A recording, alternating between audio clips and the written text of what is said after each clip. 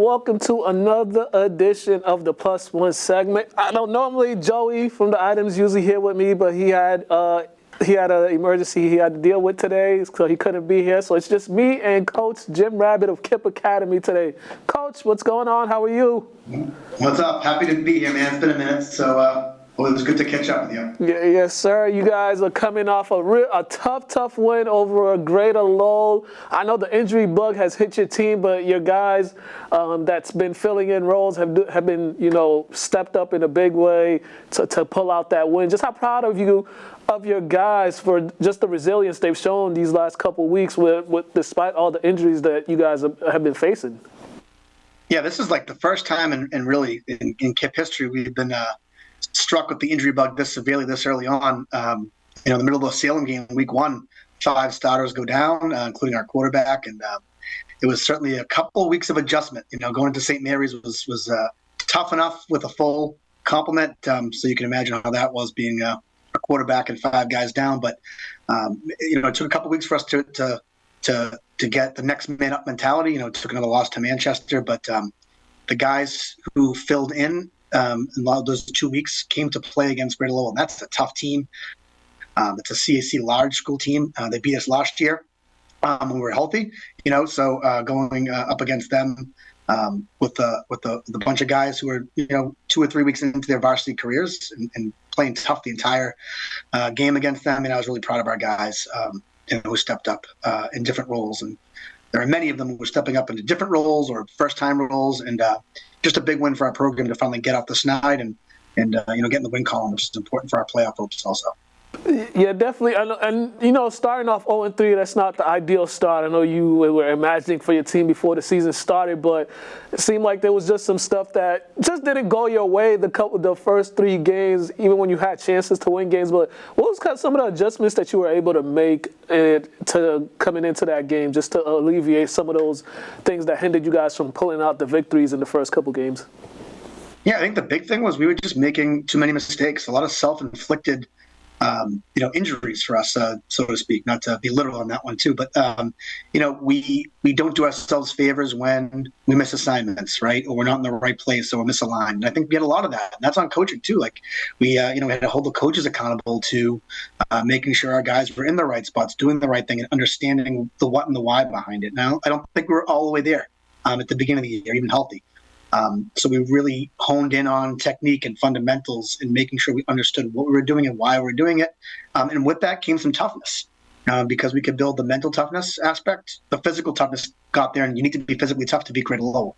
So that was like the progression that we took, even right after the Salem game, although it didn't seem like it against St. Mary's with that loss. But we took some strides in the right direction as far as assignments go and people understanding what they were doing. And I think the fruits of that labor paid off last week, and I'm just hoping to keep that momentum, rolling the rest of the year, coming into Hull and the bye week, where we can really, hone on some things that we have to work going into league play.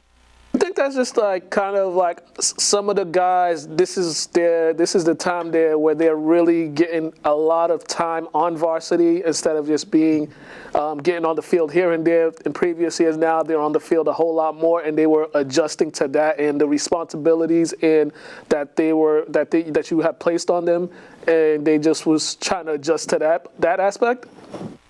I think so too. Like the speed of the game changes when you're a first-time starter or starting in a new spot.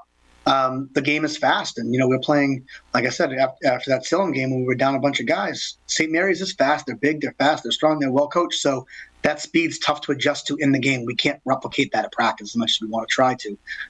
Same with Manchester. They're a tough, gritty team that's well coached, and they're always in the right spot. So if you make mistakes, you're in trouble. And I think the speed of that was tough for our guys who had only been in those spots for a little while, learning it, and then just being in that spot.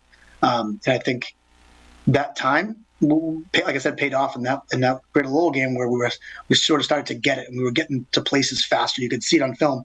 We were getting to places faster. We were in spots. We understood our assignments and how to do it on both sides of the ball, including special teams. We ripped one off from 90-something yards on a punt return like that. That was set up perfectly, and AV ran hard there, and that changes the whole momentum of a game when you can do that too. So just like little things like that, we were so happy to see the progression. And I think moving forward, no matter who's in, if the guys come back or if they don't, we now have a really good depth piece behind it because those guys have been in the game for the last 3-4 weeks. How important was that window? Because October is a big month throughout the state for high school football, but how important was ending September with a win? You know, these power rankings are going to start coming out, and every week you're going to get new ones, but just how important was that win, and also for you guys momentum-wise, because now you're going to be shifting onto the road for most of October, and you want to be able to win games on the road, so closing out that home stretch with the win, how important was that? I mean, it was a must-win. We talked about it all week. You know, as close to a must-win as you can have in September, and that's where we're at because of our slow start, and you know, that culmination of different things that we have to fight through. And everyone goes through the injury bug. It's not exclusive to us, so we know that's not an excuse. It's our job as coaches to have the next guy up, right, and ready to go. And you know, we needed that win, PowerPoints wise, wins wise, momentum wise. I mean, everything you said, we needed that win. Because now we're taking a 2-hour plus ride to Hull, and then we go up to league play where it's not easy to play at Neshoba. It's not easy to play at Whittier. It's not easy to play at Lowell Catholic, and you need all those wins. You know, league titles on the line, PowerPoints on the line, position in the bracket, whether you're playing home or away. October is the month, and I think we're going to start to hit stride at the right time, hoping more guys can get back into the fold from injury. But we are very pleased with the guys that we have moving forward because they've shown in adverse situations they can step up. So again, it was as close to a must-win as you can have in September for sure. Avion, he's been key in this stretch for you guys, you know, filling in at quarterback. But that final drive to give you guys the lead, just collectively, the maturity that they showed in that last drive. What was some of the things you told them in the huddle before going on that drive on that game-winning drive? I told them two things. I said we have to be poised. We have plenty of time, and we had over 2 minutes, or just about 2 minutes, and that we were going to score. And I was confident in that. We had a great scheme going in. We had our play calls that we wanted scripted to an extent of what we wanted to do in a hurry-up, no-huddle situation that we were really confident in. And AV is the guy that can drive that. You know, he can inspire that confidence in his group, and that's what you're looking for. And you know, we ran those plays down the field to a T, including that last play where he hit Ryan on the drag route, like just how we drew it up. And it doesn't always happen the way you drew it up, of course, in high school football. But that was as close to a perfect drive as we could have. And we remained calm. We remained focused, so much so we actually had a timeout remaining with 28 seconds left that we could use on defense. When they were in a formation we didn't like, or we were misaligned that last little drive they had at the end. So just a really important drive to show that we have matured enough that we know what we're doing. We can go fast and we can produce in a really urgent situation. For your quarterback, you know, this isn't his natural position, but for him to step in and fill in that role, a very big role, and doing it the way he did, just for him as a player, how key is that for the development of him as a player that he's able to do that? Yeah, I mean, anytime you can take on a new role in a sport, it's difficult. And then let's put it on steroids and say now you're going to take on the quarterback, which is arguably the hardest position in any sport, and then succeed in it 2 weeks later. You know, so he learned an entire offense from a whole new perspective. He was getting the rock 20 times a game, throwing the ball, then playing defense. So you're asking this kid, a junior, a whole lot, and he's taken it all in. And he executed perfectly in that game. He did all the right things. He made all the right reads that we needed him to, and he wanted the ball. You know, and that's what you want in a quarterback. He wants the ball in his hands, and we were super proud of him, and we were super sure that he could take on that role, and especially in that fourth quarter. And he took over that game, and he was running hard. And he was making people miss, and running people over. Like, that's all you can ask out of that kid. And I think no matter where he finishes off the season, whether it's quarterback, running back, receiver, he can do it all, literally. I think he's going to have an impact on every single game that we have until the end of the season. Yeah, definitely. And now you guys are going on to take on a team you're very familiar with, Hull. As you said, taking that 2-hour drive down there to Hull. What have you seen from this year's version of Hull that, you know, that has you guys on your P's and Q's? Yeah, you know, Coach O'Donnell is one of the better coaches in the state. And There's a reason why he's a Super Bowl champion and went to Super Bowls in back-to-back years. And unfortunately, beat us both years that he went in the Super Bowl back-to-back. And last time in the Super Bowl, Gillette, they beat us. So, he's a great coach. And no matter what personnel they have, players they have, they're well coached and they're tough. And that's exactly what we saw on film: a tough, well-coached team that wants to, pound the ball at you. And if they can't, they can spread it out and throw the ball as well. So they're multidimensional, and we have to make sure to prepare for that. And defensively, they swarm to the ball. They're physical. They get up in your face.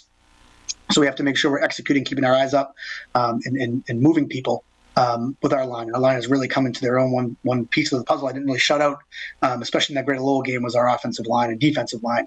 They controlled the line of scrimmage on both sides, and that allowed a lot of things to happen for us. And we can't call half the things in our playbook if we're not getting push up front, or on defense if we're not getting a great push back on the offensive line. And those guys did a great job, and they're the key to the game, I think, on Friday night going into Hull. But it's always a blast playing down there. I mean, the atmosphere is fantastic, right in the water. I think it gets you ready for the playoffs. It's a playoff atmosphere, and it's a playoff ride if we have to play away. We're used to the ride. So all the things that we want in a non-league game, and the rivalry and some history, and a great guy to play against with Coach O'Donnell. All right, Coach. Thank you, Coach, for taking some time out the day. I know it's midweek, so putting in that game plan. But thank you for taking some time to chat with me, and good luck this Friday. Correct? This Friday, 6:30 at Hull. I hope you make the ride down there. This Friday. Oh man, I was in that area last week. That's not the best ride, but good luck Friday, Coach, and we'll see you soon. Thanks, pal. It was good to connect, and thanks for everything you do for the city and high school football and high school sports, man. You do a great job. You earn all the accolades you get, my friend. That is Coach Jim Rabbitt. I'm Kyle Kabongo. You've been watching the Plus One segment. We'll catch you next week.